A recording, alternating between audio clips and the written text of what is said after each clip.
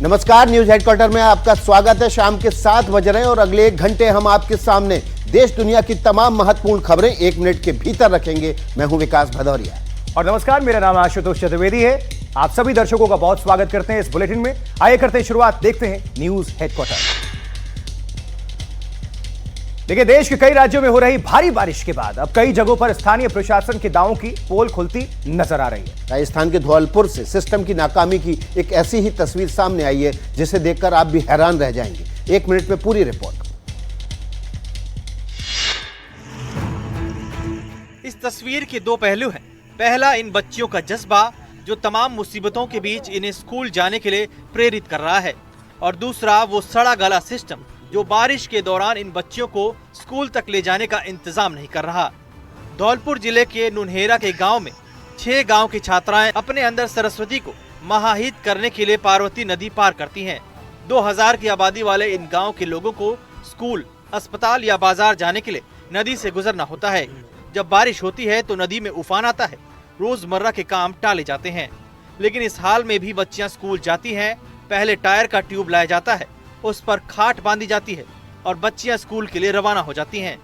ये तस्वीर बता रही है कि राजस्थान के इस इलाके में शिक्षा की अलख जगाना कितना मुश्किल काम है।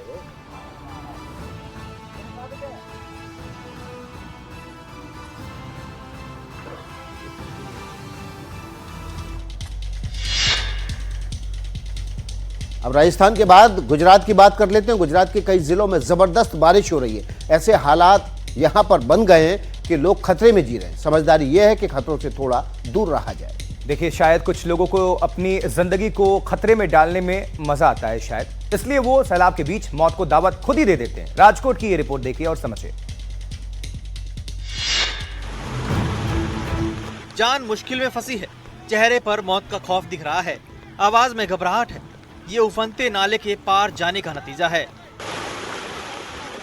ये आगे बढ़ने की कोशिश कर रहे थे, पानी का बहाव डरा भी रहा था, इनके कदमों को रोक भी रहा था। पोपटपरा नाले में पानी कमर तक ही था, लेकिन उसकी गति बहुत ज्यादा थी। ये तीनों बाइक सवार किसी तरह बाहर तो आ गए, लेकिन इन्होंने खतरा बड़ा ले लिया था। अगर किसी नदी में उफान है, कहीं नाला पानी से लबालब है, तो ये मंजर काफी दूर से नजर आता है। आपको आगाह करता है कि आगे खतरा है, उससे बचा जाए। लेकिन कोई इस तरह से जोश दिखाएगा तो मुश्किल में जरूर फंसेगा।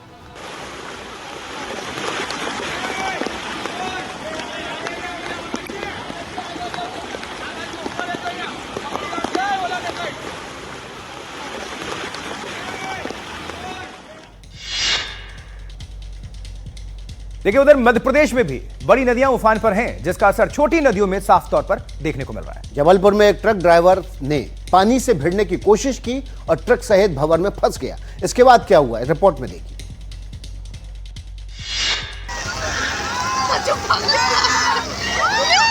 ये ट्रक एलपीजी सिलेंडर से भरा है, जो अब पूरी तरह नदी के भंवर में फंसा है। ड्राइवर को जल्दी थी, लिहाजा उसने पानी से टकराने की हिमाकत की और ट्रक लेकर परियट नदी के पुल पर उतर गया। फिर क्या था, ट्रक पानी में धीरे धीरे डूबने लगा। हालांकि ट्रक ड्राइवर और हेल्पर ने किसी तरह तैरकर अपनी जान बचा ली, लेकिन सिलेंडर से भरा ट्रक नदी में समा गया। यह हादसा जबलपुर के कुंडम मार्ग पर हुआ, जहां नदी का जलस्तर अचानक बढ़ने से ट्रक बह गया। जबलपुर में लगातार हो रही बारिश की वजह से नदियां उफान पर है और छोटी नदियों में सैलाब का पानी उतर आया है। प्रशासन की हिदायत के बावजूद लोग पानी से पंगा ले रहे हैं और खुद की जान मुश्किल में डाल रहे हैं। मौसम विभाग ने बताया है कि जबलपुर सहित मंडला, डिंडोरी और बालाघाट जैसे इलाकों में अभी बारिश होती रहेगी। अब यह खबर महाराष्ट्र से है। महाराष्ट्र के पालघर जिले से स्कूल जाने से जुड़ी एक और तस्वीर आपको दिखाते हैं। नदी और नाले उफान पर हैं। ऐसे हालात हैं कि यहां पर 2 बेहद चौंकाने वाली तस्वीर सामने आई। एक तस्वीर ऐसी है कि देखकर दिल दहल जाए और दूसरी तस्वीर खतरों से खेलने का नतीजा है। तो परिणाम क्या हुआ, देखिए जरा 60 सेकंड के अंदर पूरी रिपोर्ट। ये तस्वीरें बेचैन करती हैं। विकास का नगाड़ा बजाने वालों की हकीकत बयां कर रही हैं। नौनिहालों की उस बेबसी को भी दिखा रही हैं जो शिक्षा के लिए अपनी जान की बाजी लगाने पर मजबूर है। घर इस पार है और स्कूल उस पार है। बीच में खतरनाक तरीके से बहता बांध का पानी। क्या करें?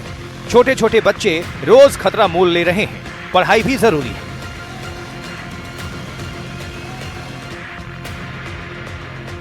मजबूरी के बाद अब बात मूर्खता की। महाराष्ट्र के पालघर में लगातार तेज बारिश हो रही है। नदी नाले पानी से लबालब हैं, लेकिन ये शख्स तमाम खतरों के बावजूद नदी के पानी में डूब चुके पुल को पार करने पर आमादा था। बीच बहाव में फंसने पर जान बचाने की गुहार लगाई। किस्मत अच्छी रही कि लोगों ने रस्सियों के सहारे बचा लिया। जिंदगी भर का सबक मिला होगा।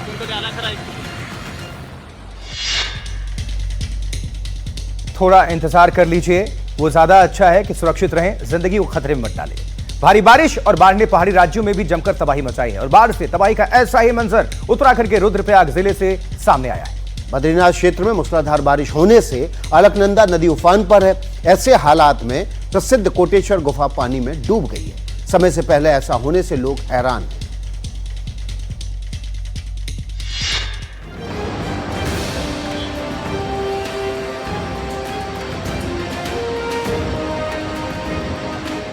अलकनंदा का विकराल रूप डरा रहा है। शिव मंदिर डूब चुका है।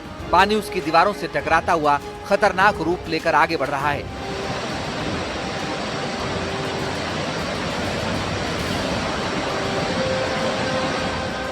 इस पूरे इलाके में लगातार तेज बारिश हो रही है। बारिश का पानी नदी के उफान को बढ़ा रहा है। गुरुवार को कोटेश्वर गुफा भी बाढ़ की जद में आ गई। खतरा बढ़ रहा है। प्रशासन ने श्रद्धालुओं की गुफा में जाने पर पाबंदी लगाई है। गुफा के डूबने से हर कोई हैरान है। दरअसल पहले के सालों में सावन महीने में गुफा पानी की जद में आ जाती थी, लेकिन इस बार उससे पहले ही ऐसे हालात बने हैं।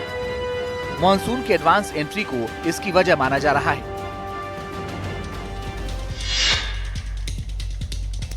अब एक बार फिर से चलते हैं राजस्थान। यहाँ के कई जिलों में भीषण बारिश हो रही है। नदी नाले और बांध पानी से लबालब है। अब जैसे कोटा की बात करें तो कोटा जिले में बांध में इतना ज्यादा पानी जमा हो गया कि उसके कई गेट्स खोलने पड़े हैं। ऐसे में निचले इलाकों की परेशानी काफी बढ़ने वाली।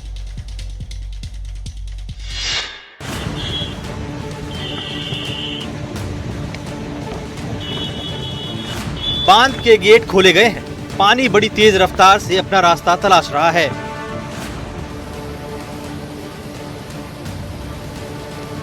एक दो नहीं, कई गेट एक साथ खोले गए हैं। ऐसा न होने पर बांध टूटने का खतरा था।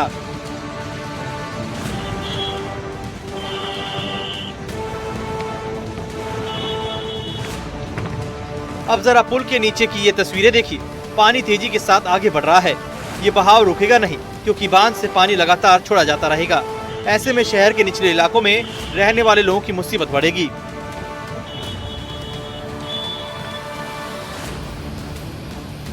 खतरा अपनी जगह पर है। निजाम संभालने वालों की भी मजबूरी है। चुनौतियां भी हैं, बांध को भी बचाना है और ऐसी कोशिश करनी है कि लोगों का भी कम से कम नुकसान हो।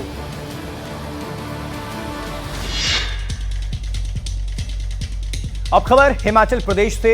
हिमाचल प्रदेश के हर जिले में बादल जमकर बरस रहे हैं। ऐसे हालात में लैंडस्लाइड और बादल फटने के भी कई मामले सामने आ रहे हैं। मंडी जिले में बादल फटने से भारी नुकसान हुआ है। कई पक्के मकान भी ढह गए हैं और लोगों का आशियाना रहने लायक नहीं बचा है। रिपोर्ट देखिए। मलबे में अपना सामान तलाशने वाले लोगों की मायूसी साफ झलक रही है। थुआंग तहसील में बादल ऐसा फटा कि कमजोर मकान ढह गए, पक्के और मजबूत मकान नहीं बचे। चारों तरफ एक जैसा मंजर। परेशान हाल लोग अपने घरों के पास भटक रहे हैं। आशियाना रहने लायक नहीं बचा। अब फिक्र कीमती और जरूरी सामानों की है, लेकिन मुश्किल यहाँ भी है। कुछ घरों को इतना ज्यादा नुकसान पहुंचा है कि लोग अंदर जाने से डर रहे हैं। जरा सोच कर देखिए, खूबसूरत पहाड़ी के पास बसी ये बस्ती, जहां बादल फटने से पहले कैसी रौनक रहती होगी, बारिश ने उसका नक्शा ही बदल दिया। सब कुछ बिखरा हुआ है। कहां जमीन, कहां सड़क, कुछ भी समझ में नहीं आ रहा है। चुनौतियां हजार हैं, लेकिन ऐसी जगहों पर रहने वाले हर साल मौसम की मार बर्दाश्त करने पर मजबूर होते हैं। लेकिन पहाड़ के लोगों की यही खासियत है कि वो बार बार ऐसी मुश्किलों का सामना करते हैं और इसके बाद पूरी हिम्मत के साथ फिर खड़े होते हैं। अब ये खबर उत्तराखंड से है। यहाँ बादल जमकर बरस रहे हैं और कहीं कहीं तो फट भी जा रहे हैं। ऐसे में कुदरत का कहर भी खूब दिखाई दे रहा है। देखिए, गौरीकुंड से आगे पैदल मार्ग को काफी नुकसान पहुंचा है और जिसकी वजह से केदारनाथ धाम यात्रा अस्थायी तौर पर रोक दी गई है। पूरी खबर देख लीजिए।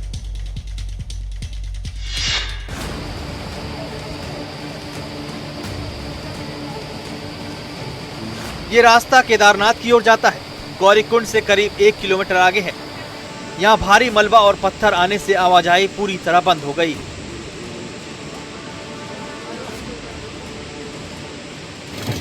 जो तीर्थयात्री आ जा रहे हैं उनकी सुरक्षा का मुद्दा बड़ा है। हर मदद के लिए स्थानीय प्रशासन मुस्तैद है। एनडीआरएफ, एसडीआरएफ और डीडीआरएफ की टीमें भी श्रद्धालुओं की मदद में लगी हैं। लोक निर्माण विभाग का अमला भी काम में जुटा है। इस क्षेत्र में तीर्थयात्री ज्यादा संख्या में न जुटे, इस पर भी गौर किया जा रहा है।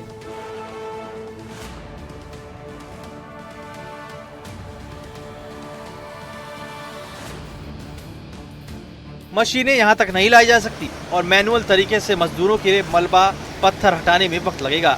ऐसे में एक और प्रशासन की चुनौती खूब है, साथ ही श्रद्धालुओं की मुश्किलें भी बढ़ी हैं।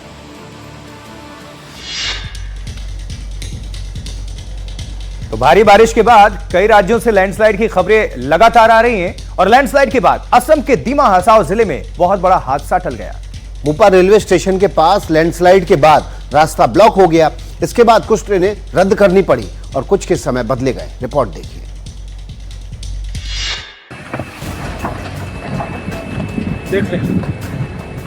सिलचर गुवाहाटी ट्रेन मोपा स्टेशन से बस कुछ आगे ही बढ़ी थी कि तभी सतर्क ड्राइवर ने इस मंजर को देखा।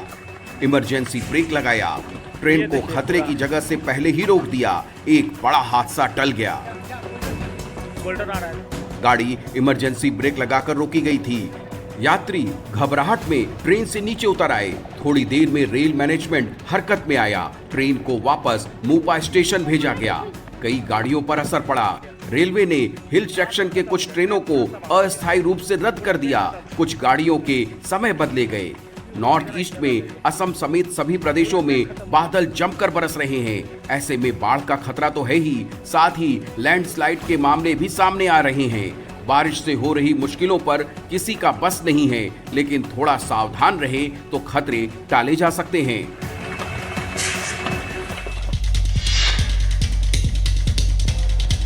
अब बात राजधानी दिल्ली की कर लेते हैं। यहां पर भीषण अग्निकांड हुआ है।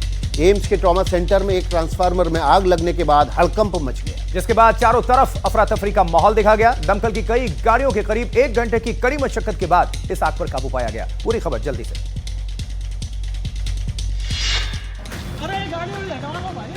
एम्स के ट्रॉमा सेंटर में लगी इस आग का वीडियो भी सामने आया, जिसमें आग लगने के बाद ट्रांसफार्मर धू-धू कर जलता दिखाई दिया।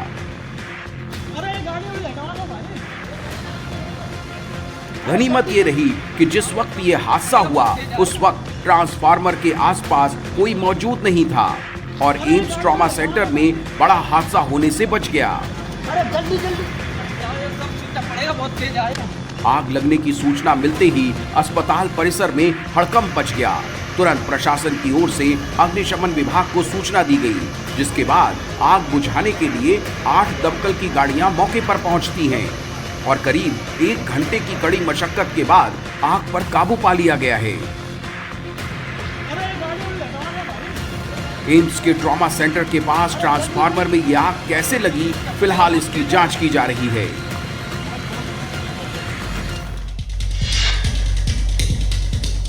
अब आपके लिए चलते थोड़ा साउथ, केरल से खबर है, क्योंकि केरल के कोट्टायम में बहुत बड़ा हादसा हुआ। यह मेडिकल कॉलेज की इमारत ढहने से एक शख्स की दर्दनाक मौत हो गई। और देखिए, इमारत हादसे के बाद बीजेपी ने राज्य सरकार के खिलाफ मोर्चा खोल दिया है और काफी संख्या में प्रदर्शनकारी विरोध का बिगुल बजाने पहुंच गए, जिन्हें आगे बढ़ने से पुलिस ने रोका। रिपोर्ट देखिए। तिरुवनंतपुरम के बीजेपी के ये कार्यकर्ता स्वास्थ्य मंत्री वीना जॉर्ज के खिलाफ विरोध जताने पहुंचे थे। ये आगे बढ़ने की कोशिश कर रहे थे और पुलिस इन्हें बैरिकेड से पीछे ढकेल रही थी। काफी देर तक इनकी पुलिस के साथ जोर आजमाइश होती रही। जब पुलिस को लगा कि प्रदर्शनकारी बेकाबू हो रहे हैं तो उसने वाटर कैनन का इस्तेमाल किया। पानी की तेज धार से इन्हें पीछे धकेला गया। दरअसल एक दिन पहले कोट्टायम में मेडिकल कॉलेज की ये इमारत ढह गई थी। हादसे में एक शख्स की जान चली गई थी और कुछ लोग जख्मी भी हुए थे। जर्जर इमारत पर समय रहते फैसला क्यों नहीं लिया गया, इसी के खिलाफ बीजेपी कार्यकर्ता विरोध जताने पहुंचे थे।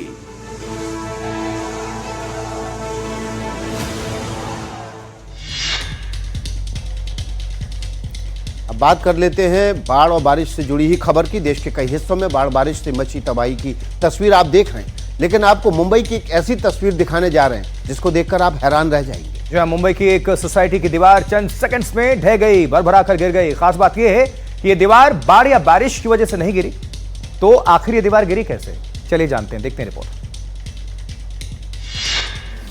अपने टीवी स्क्रीन की बाईं तरफ नजर गड़ाकर रखिए, चंद सेकंड में तबाही मचने वाली है। पहले दीवार दरकी और कुछ सेकंड में पूरी दीवार जमींदोज हो गई। अपने साथ ये दीवार कई गाड़ियों को लेकर गई और सब कुछ मलबे में तब्दील हो गया। वीडियो मुंबई के एरोली सेक्टर में एक सोसाइटी का है। ये दीवार बारिश की वजह से नहीं गिरी, बल्कि पास में निर्माण कार्य चलने की वजह से इसकी नींव हिल गई और गिर गई। दीवार के गिरने से पास में खड़ी 4 बाइक भी गड्ढे में समा गई। हादसे का पूरा वीडियो पास में लगे सीसीटीवी में कैद हो गया। अब ये वीडियो सोशल मीडिया पर वायरल है। हादसे के बाद नवी मुंबई नगर निगम और आपदा प्रबंधन सेल की टीम मौके पर पहुंची। टीम ने दीवार की बगल में हो रहे निर्माण कार्य की जांच शुरू कर दी है। तो कहीं आप भी सिर झुकाकर मोबाइल तो नहीं देखते जैसे आदतन हम सब देखते हैं ऐसे लगातार, या कहीं आप भी गलत पोस्चर में बैठकर कंप्यूटर पर घंटों तक कार्य तो नहीं करते? क्योंकि हमारी ये खबर उन लोगों के लिए, आप सभी के लिए चेतावनी है जो मोबाइल के गुलाम हो चुके हैं। देखिए, इससे बचना है आपको। घंटों तक सिर झुकाकर मोबाइल देखते रहते हैं। एक रिसर्च में यह खुलासा हुआ है कि इन्हीं आदतों की वजह से लोग सर्वाइकल स्पॉन्डिलाइटिस के शिकार हो रहे हैं। बिल्कुल, चलिए कुछ डिटेल्स आपको देखते हैं कितना खतरनाक है। एक रिसर्च में खुलासा होता है कि सिर झुकाकर मोबाइल देखने से आप कई बीमारियों के शिकार में शामिल हो जाते हैं। जब भी आप फोन देखने के लिए गर्दन नीचे करते हैं तो गुरुत्वाकर्षण के कारण सिर पर पड़ने वाला स्ट्रेस या भार बढ़ जाता है और सिर झुकाए रहने से स्पाइनल कॉर्ड की जो डिस्क है उसमें खराबी आने लगती है, जिसकी वजह से आपके कंधे जाम होने लगते हैं। हाथ घुमाने या फिर उठाने में आपको तकलीफ होने लगती है। सिर झुकाकर मोबाइल देखने से बॉडी पोस्चर में बदलाव होता है, जिसका असर आपके मूड, व्यवहार और दिमाग पर सीधा पड़ता है। और बार बार झुकने से आप ज्यादा डिप्रेशन का शिकार हो सकते हैं। बिल्कुल, तो आप सावधान रहें। इसलिए हम ये कोशिश करते हैं न्यूज हेडक्वार्टर के जरिए, मैं और विकास, कि हर तरह की खबर आप सभी के लिए, यानी कि सीधा जिससे आपको जिससे असर पड़ता है आप सभी तक हम ये पहुंचा दें। इसलिए आपको सर झुकाकर मोबाइल नहीं देखना है। अगर आपको देखना भी है तो आपको सामने रखकर मोबाइल देखना चाहिए। अगली खबर का रुख कर लेते हैं। जम्मू कश्मीर अमरनाथ की यात्रा जारी है। नुनवान बेस कैंप से श्रद्धालुओं का तीसरा जत्था पवित्र अमरनाथ गुफा के लिए आज रवाना हुआ। देखिए, पहलगाम आतंकी हमले के बाद इस बार अमरनाथ यात्रा के दौरान सुरक्षा के और कड़े इंतजाम किए गए हैं, अभूतपूर्व।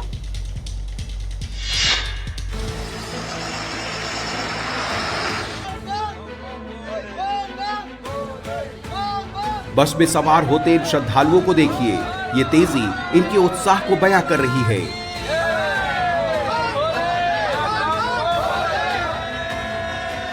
बस में जगह मिलने के बाद तो इनकी खुशी का ठिकाना ही नहीं था। जयकारे गूंज रहे थे।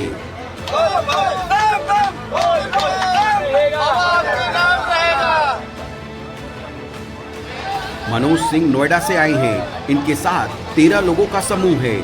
खुशी बस देखने ही लायक है। मेरा पहली बार है, पर इतने उत्साही के बहुत ज्यादा। फोर्स की सिक्योरिटी से लेके बहुत अच्छा, बेटर है। किसी प्रकार का डर नहीं है। बहुत अच्छे से अपना यात्रा का मन कर रहा है कि चहल सिंह बाबा के दर्शन हो। अब जरा इन तस्वीरों को देखिए। तीर्थ यात्रियों के इस जत्थे में महिलाएं भी पूरे जोशो खरोश के साथ शामिल हैं। देखिए, वैसे तो कांवड़ यात्रा शुरू होने में भी कई दिन बाकी हैं, लेकिन बहुत सारे लोगों को भी सड़क पर आप देखेंगे तो वो निकल भी रहे हैं। लेकिन उससे पहले उत्तर प्रदेश में बवाल मचा है। कांवड़ यात्रा से पहले यूपी में कहां क्यों बवाल मचा है, 1 मिनट में पूरी रिपोर्ट देखिए। यूपी में कांवड़ यात्रा शुरू होने से पहले बवाल शुरू हो गया है। मुजफ्फरनगर में हुए हंगामे के बाद पंडित ढाबा बंद कर दिया गया। उसके बावजूद आज भी कुछ लोग चेकिंग अभियान करते नजर आए। मौके पर पहुंची एनडीटीवी की टीम ने उनसे इसकी वजह पूछी तो संगठन से जुड़े लोगों ने क्या जवाब दिया, सुनिए। योगी जी का आदेश है कि जितने भी खाने पीने के प्रतिष्ठान लगेंगे, जितने भी ठेले लगेंगे, उन पर जो भी वहाँ मालिक है, स्टाफ है, उनके रेट लिस्ट होटल के बाहर होनी चाहिए। इस बीच इस पूरे विवाद के केंद्र में रहे यशवीर महाराज को उत्तराखंड बॉर्डर पर रोक लिया गया, जो कांवड़ यात्रा के रूट पर ढाबे दुकानों में चेकिंग करना चाहते हैं।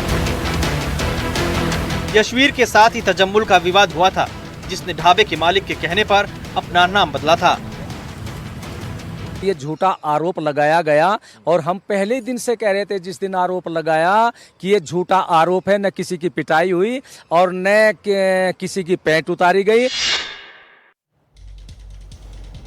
अगली खबर प्रधानमंत्री नरेंद्र मोदी के दौरे से जुड़ी हुई है। वे अपने 5 देशों की विदेश यात्रा पर घाना के बाद आज त्रिनिदाद और टोबैगो पहुंचे और घाना की तरह यहां भी प्रधानमंत्री नरेंद्र मोदी का जोरदार शानदार स्वागत किया गया। पोर्ट ऑफ स्पेन में इतना भव्य स्वागत देखकर प्रधानमंत्री मोदी अभिभूत हो गए। देखिए 60 सेकंड में वहां की तस्वीरें, पूरी रिपोर्ट। प्रधानमंत्री मोदी जैसे ही पीआरको अंतर्राष्ट्रीय हवाई अड्डे पर पहुंचे, भारतीय समुदाय के लोगों ने ढोल नगाड़े बजाने शुरू कर दिए और एयरपोर्ट पर पारंपरिक भारतीय नृत्य के साथ उनका गर्मजोशी से स्वागत किया गया और प्रधानमंत्री मोदी भी इतने शानदार स्वागत से अभिभूत नजर आए। पीआरको इंटरनेशनल एयरपोर्ट से प्रधानमंत्री मोदी ने भारतीय समुदाय के लोगों से मुलाकात की और इतने गर्मजोशी से स्वागत के लिए उन्हें शुक्रिया कहा। इस दौरान भारतीय मूल के लोगों ने पीएम मोदी के सामने भारत माता की जयकारे लगाए। बोलो भारत माता की जय, बोलो भारत माता की जय, बोलो भारत माता की जय। वहीं त्रिनिदाद और टोबैगो में प्रधानमंत्री मोदी का पारंपरिक भोजपुरी चौताल अंदाज में ग्रैंड वेलकम किया गया।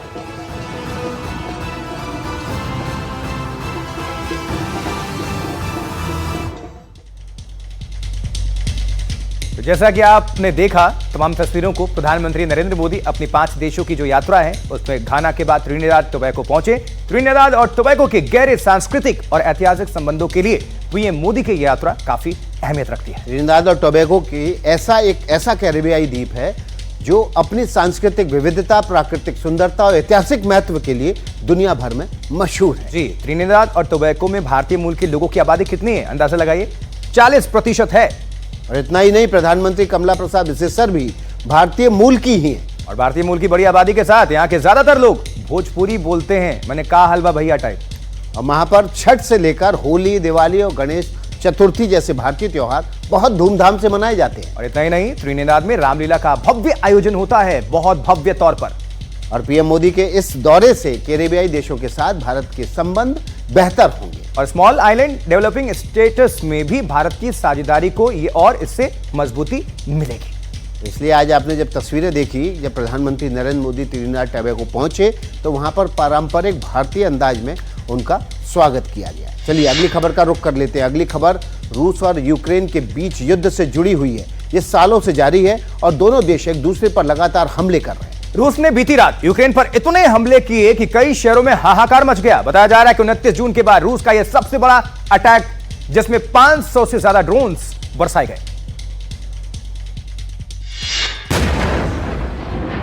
धमाके की ये आवाज और उसके बाद मची तबाही रूस के ड्रोन हमलों के बाद मची है।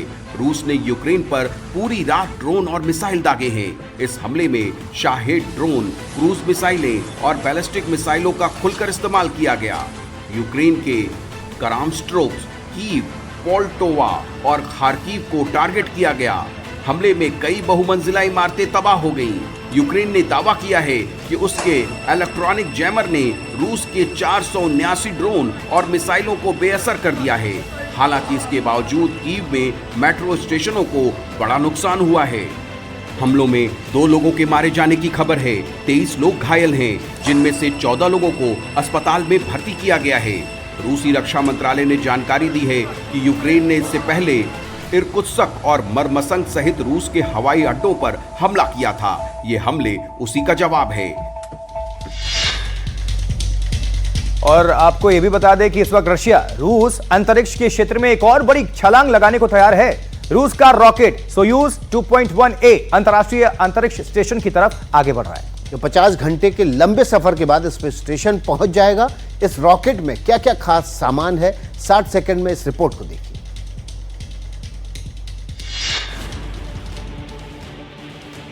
कजाकिस्तान के बैकोनूर कॉस्मोड्रोम से अंतरिक्ष की उड़ान भरने वाले इस रूसी रॉकेट में 2.6 टन सामान लदा जो अंतर्राष्ट्रीय अंतरिक्ष स्टेशन के लिए रवाना हुआ है। रूस का सोयूज 2.1A रॉकेट बिना चालक दल का है जो पृथ्वी की कक्षा में स्थापित हो चुका है। 50 घंटे के लंबे सफर के बाद इसके 5 जुलाई को ISS के साथ डॉक करने की उम्मीद है। रूस के सोयूज रॉकेट में खाने पीने का सामान है। चालक दल के लिए 1200 किलोग्राम खाना है। ISS स्टेशन के लिए 950 किलोग्राम ईंधन है, 450 किलोग्राम पीने का पानी, 50 किलोग्राम नाइट्रोजन वैज्ञानिकों के प्रयोग के लिए उपकरण है।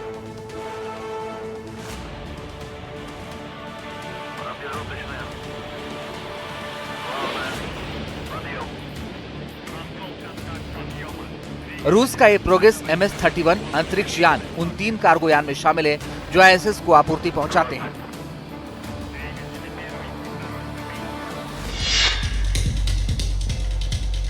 चीन में बाढ़ और बारिश से कोहराम मचा हुआ है। दक्षिण चीन के प्रांतों में कुदरत ने एक ऐसा प्रलय मचाया कि सब कुछ अपने साथ बहा कर ले गया। देखिए हालात ये हैं कि सेना को सड़कों पर उतरना पड़ा है, कमान संभालनी पड़ी है। इन इलाकों में पुल, पुलिया और सड़कें बह चुके हैं। इनका मलबा सड़कों पर इस वक्त फैला हुआ है।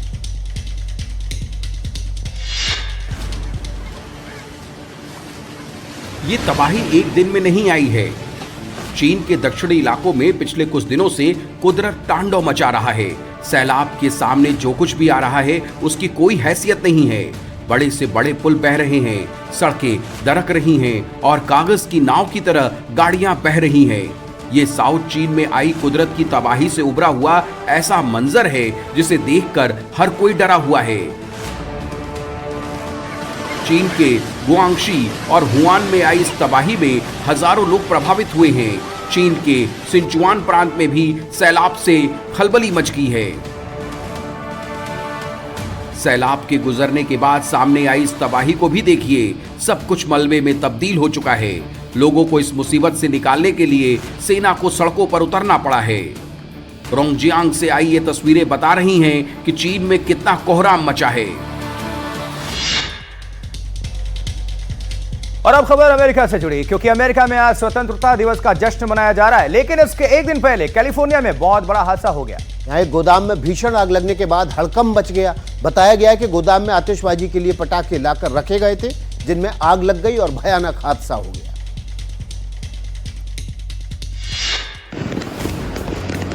अवैध गोदाम में पटाखे, लग गई आग, मची तबाही। कैलिफोर्निया में तबाही की दिवाली। कैलिफोर्निया के आसमान में चमकती ये रंग बिरंगी रोशनी न तो दीपावली की है और न ही किसी बारात की। ये चिंगारी एक गैराज से उठी है जहां अवैध रूप से पटाखे बनाए जा रहे थे। जब इसमें आग लगी तो तबाही के इन शोलों से पूरा शहर जगमगाता नजर आया। कैलिफोर्निया के पैकोइमा में जो लोग आसपास से गुजर रहे थे वहीं रुक गए। सड़कों पर लंबी कतार लग गई। घंटों का जाम लगा रहा। गैराज में लगी आग को बुझाने के लिए 100 फायर फाइटर्स ने घंटों मशक्कत की। जांच में पता चला कि गैराज में अवैध रूप से पटाखे रखे हुए थे, जिसमें आग लग गई थी और इतना बड़ा हादसा हो गया। बताया जा रहा है कि ये पटाखे स्वतंत्रता दिवस के मौके पर जश्न मनाने के लिए लाए गए थे और एक दिन पहले ही इसमें आग लग गई और हाहाकार मच गया।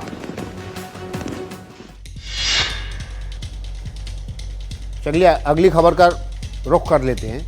ऐसा लगता है जैसे पूरे देश में ज्यादातर लोगों को रील बनाने का खुमार चढ़ा हुआ है। सोशल मीडिया पर रील बनाने का शौक अब जनता की सुरक्षा करने वाले खाकीधारियों में भी पहुंच गया है। बिहार के रोहतास जिले से भी एक ऐसा ही वीडियो वायरल हो रहा है जिसमें कई पुलिसकर्मी रील बनाते हुए दिखाई दे रहे हैं। अब जिसके बाद आरोपी पुलिस वालों पर कार्रवाई की तैयारी हो रही है। बाइक पर खाकी का ये अंदाज तो देखिए। आंखें कैमरे पर फोकस हैं और एक से बढ़कर एक पोज कि बस देखते ही रह जाइए। इन मैडम ने रील के लिए ओ शहजादी गाने को चुना था। थोड़ा स्टाइल दिखाने के बाद ये कैटवॉक करती हुई नजर आई। शहजादी की रील वायरल है तो शहजादा भी पीछे नहीं है। इन जनाब का तो कहना ही क्या, ये राइफल दिखाए के गाने पर थिरकते नजर आए। इतने वीडियो सामने आ रहे हैं जैसे रोहतास पुलिस के लिए ड्यूटी से ज्यादा फिल्मी गानों पर थिरकना जरूरी है। जिले के एसपी को ये सब बिल्कुल भी रास नहीं आ रहा है। सर कितना सर उचित होगा सर विक्रम में जो मामला है रील बनाने का? आपको बताया कि वो विभागीय मामला है, उसमें हम लोग जांच करके हमारे से कार्रवाई करेंगे। अगर विभाग इजाजत देता है तो किसी को कोई परेशानी नहीं होनी चाहिए, लेकिन नियम टूट रहे हैं फिर कार्रवाई तो जरूरी है।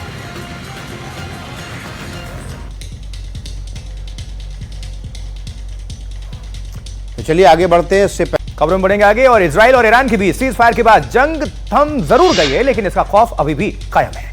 ईरान इजराइल युद्ध के दौरान तेहरान पर इजराइल के हमले का एक दिल दहलाने वाला वीडियो सामने आया है। 1 मिनट में पूरी रिपोर्ट।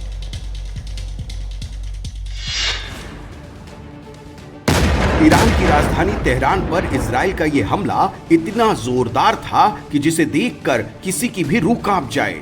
इजराइल ने ऑपरेशन राइजिंग लायन के दौरान इस भीषण हमले को अंजाम दिया था और इजराइल की इस बमबारी के खौफनाक वीडियो को देखकर लोग दहशत में आ गए।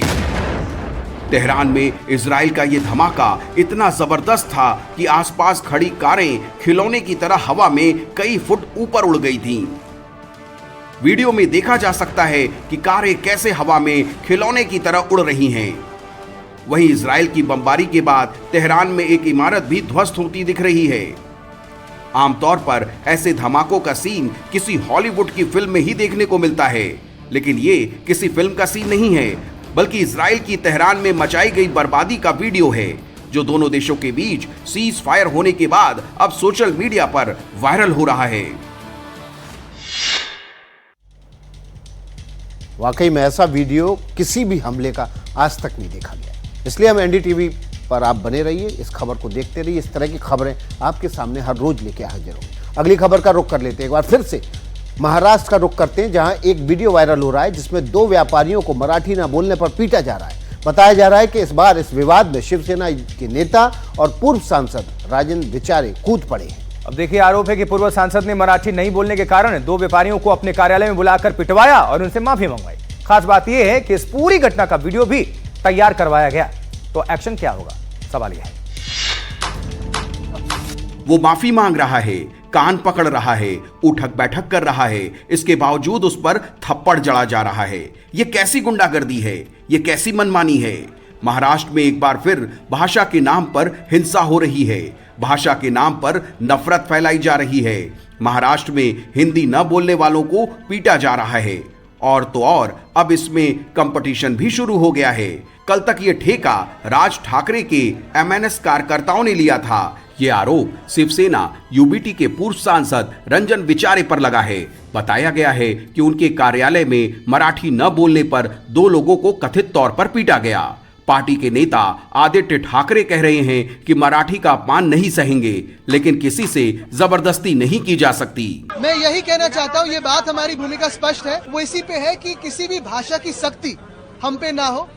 हमारी मातृभाषा मराठी है, उसका अपमान ना हो, उसे अपमानित ना किया जाए। भाषा नहीं आना अपमान नहीं होता है। सपोज अगर कोई भोजपुरी बोलता है, उससे कहिए कि गुजराती बोल लीजिए, मराठी बोल लीजिए, अगर उसको नहीं आता तो ये अपमान नहीं होता। भारत की विविधता है, तमाम भाषाएं, तो इसलिए सबका सम्मान करें। आगे बढ़े, उत्तर प्रदेश से खबर है। उत्तर प्रदेश के रायबरेली में पानी की कमी को लेकर कोहराम मचा है। हालत ये कि लोग इसके लिए सड़कों पर उतर आए हैं। साफ पानी नहीं मिलने की वजह से लोग परेशान हैं और प्रशासन के सामने एक एक बूंद के लिए गुहार लगा रहे हैं।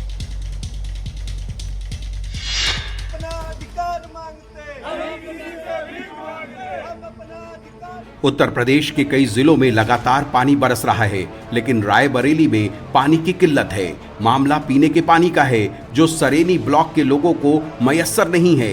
लोगों का गुस्सा ऐसा फूटा कि लोग पानी की टंकी पर चढ़ गए। ग्रामीणों ने कहा, पानी उनका अधिकार है, वो किसी से भीख नहीं मांग रहे। लोगों की ये परेशानी एक दिन की नहीं है। इलाके में बनी पानी की टंकी अभी तक बंद पड़ी है। हैंडपंप से निकलने वाला पानी पीने के लायक नहीं है, क्योंकि पानी में फ्लोराइड है, जो सेहत के लिए ठीक नहीं है। ग्रामीणों का आरोप है कि बार बार शिकायत करने के बावजूद प्रशासन ने कोई समाधान नहीं निकाला, जिसके बाद लोगों को सड़कों पर उतरना पड़ा। रायबरेली में केंद्र सरकार की जल जीवन मिशन योजना के अंतर्गत पाइपलाइन और टंकियों का निर्माण जरूर हुआ है, लेकिन कई इलाकों में अभी भी पानी की किल्लत बनी हुई है। अब यूपी के कानपुर की बात कर लेते हैं। यहां दो लड़कियों ने कचहरी के पास एक युवक की जमकर पिटाई कर दी। बीच सड़क पर युवक पर जमकर चप्पलें बरसाई गई, जिसका वीडियो सोशल मीडिया पर वायरल हो रहा है। लड़कियों ने युवक को आखिर पीटा क्यों, चलिए जानते हैं, देखिए।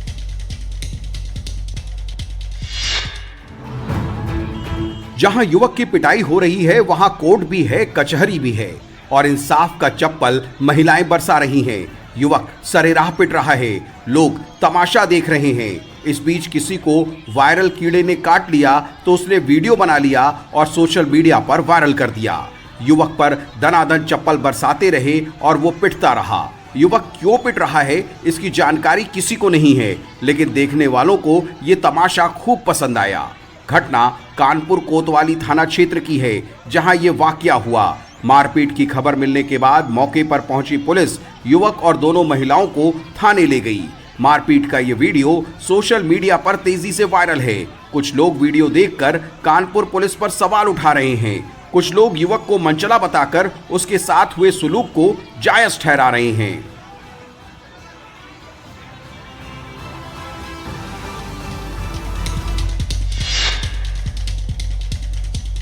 अगर आपसे कोई चाय का एक्स्ट्रा कप मांग ले और आप उसे ना दें तो क्या हो सकता है?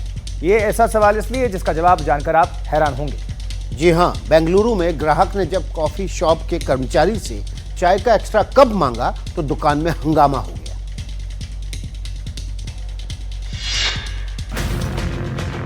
जहां झगड़ा होना होता है तो चाय या कॉफी के एक कप के लिए भी हो सकता है। ये तस्वीर इसी मुद्दे के तूल पकड़ने की कहानी बयां कर रही है। बेंगलुरु के एक कॉफी शॉप में इस कर्मचारी को सिर्फ इसलिए पीट दिया गया क्योंकि उसने ग्राहक को चाय का एक एक्स्ट्रा कप देने से मना कर दिया। कॉफी की गर्माहट में ग्राहक इतना आग बबूला हो गया कि कर्मचारी पर ही टूट पड़ा। ग्राहक ने कर्मचारी को जमकर मारा पीटा, जिसका वीडियो शॉप में लगे सीसीटीवी कैमरे में कैद हो गया। ग्राहक गुस्से से इतना लाल था कि एक साथ दर्जन भर लोग भी कर्मचारी को उसकी पकड़ से छुड़ा नहीं पाए और कॉफी शॉप में बहुत देर तक तमाशा चलता रहा। अब आपको पूरा माजरा भी समझा देते हैं।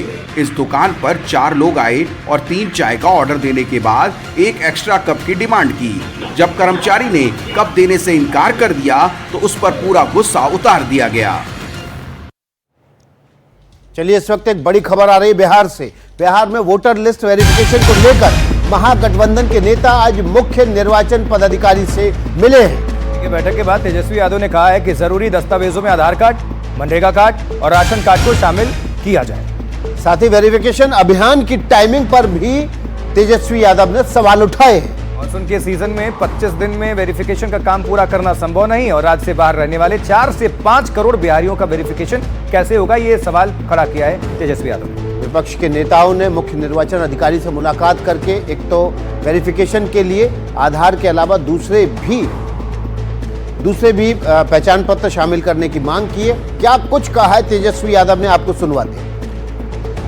मानसून का सीजन है, कोसी सीमांचल के इलाकों में बाढ़ का समय है, तो टाइमिंग को लेकर सवाल उठाया गया है कि भाई आप लोकसभा के बाद शुरू कर लेते, हम लोग सब लोग सहयोग करते और आप जो है बाढ़ के समय कर रहे हैं, वो भी 25 दिन में आप कैसे 8 करोड़ लोगों को नया लिस्ट बना दीजिएगा। हम लोगों को 9 महीना 10 महीना लगा डोर टू डोर सर्वे करने में, जाति जनगणना का वही टीम है, वही सब चीज रहेगी। तो आप बताइए कि भाई हम उसमें डॉक्यूमेंट नहीं मांगा गया, इसमें डॉक्यूमेंट मांगा गया है, तो डॉक्यूमेंट भी ऐसा मांगा गया है 11 जो कि बिहार के गरीबों के पास नहीं है। तो हमने बोला सरल उपाय ये है कि आधार कार्ड जो है आप उसको इंक्लूड कीजिए, जॉब कार्ड इंक्लूड कीजिए, मनरेगा और राशन कार्ड को इंक्लूड कीजिए। इससे प्रॉब्लम बहुत हद तक जो है ठीक हो जाएगा। लेकिन दूसरा धड़ा सोशल मीडिया पर यह भी कह रहा है कि डॉक्यूमेंट जब सरकारी राशन या सरकारी जितने भी बेनिफिट्स होते हैं तब तो दस्तावेज प्रस्तुत हो ही जाते हैं तुरंत, वो गायब नहीं होते, तो बाढ़ में क्या गायब हो जाएंगे। खैर आगे बढ़ते हैं। तेज रफ्तार और जल्दबाजी दोनों की अक्सर सड़क हादसे की बड़ी वजह मानी जाती है, इसलिए सड़क पर चलते वक्त रफ्तार पर कंट्रोल और सावधानी बेहद जरूरी है। और आप इसके साथ ही एक ऐसी बात करें जिससे कि आप इनसे बच सकें। आपके साथ भी ऐसा कोई हादसा हो सकता है जैसा बेंगलुरु के छात्र के साथ हुआ। कॉलेज बस पकड़ने के चक्कर में तेजी से सड़क पार कर रहे छात्र को बस ने टक्कर मार दी। इस हादसे का सीसीटीवी वीडियो भी सामने आया है, जिसमें स्कूल जाने की जल्दी में एक छात्र बीच सड़क पर एक बस से टकराता हुआ दिखाई दिया। ये सड़क हादसा नॉर्थ बेंगलुरु के आनेकल इलाके में उस वक्त हुआ जब स्कूल बस सड़क से छात्रों को पिक कर रही थी। छात्र दौड़ते हुए सड़क पार कर बस की ओर बढ़ रहा था, तभी तेज रफ्तार में आई बीएमटीसी की बस ने उसे टक्कर मार दी। चश्मदीदों का आरोप है कि स्कूल बस चालक ने छात्र को आते देखकर भी बस नहीं रोकी और जल्दबाजी में सड़क पार करते समय छात्र हादसे का शिकार हो गया। स्थानीय लोगों ने स्कूल और बीएमटीसी बस चालकों की लापरवाही पर गुस्सा जताते हुए दोनों के खिलाफ कार्रवाई की मांग की है। हादसे के बाद मौके पर मौजूद लोगों ने घायल छात्र को सड़क से उठाया और अस्पताल में भर्ती कराया, जहां उसकी हालत गंभीर बनी हुई है।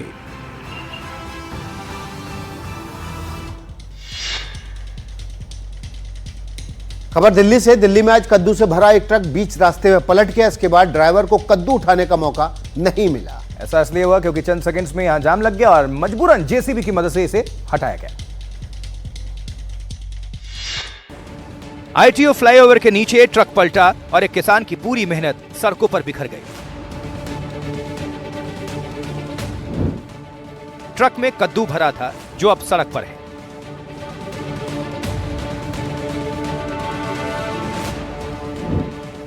किसी को आने जाने में दिक्कत ना हो, लिहाजा कद्दू को उठाने की जगह उसे जेसीबी मशीन से खींच कर सड़क के किनारे लगाया जा रहा है। ऑफिस जाने के वक्त हुए इस हादसे की वजह से कुछ देर में आईटीओ के आसपास लंबा जाम लग गया। ट्रैफिक पुलिस ने मोर्चा संभाला और कुछ रास्तों को डायवर्ट किया गया। उसके बाद जेसीबी को कद्दू हटाओ अभियान में लगा दिया गया।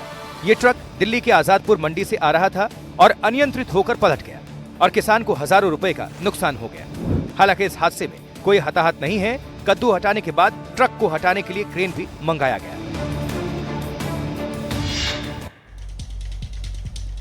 फैशन वर्ल्ड से लेकर हॉलीवुड तक हर जगह भारतीयों की गूंज धमक सुनाई पड़ती है और अब ये गूंज स्पॉटिफाई तक जा पहुंची पाई है।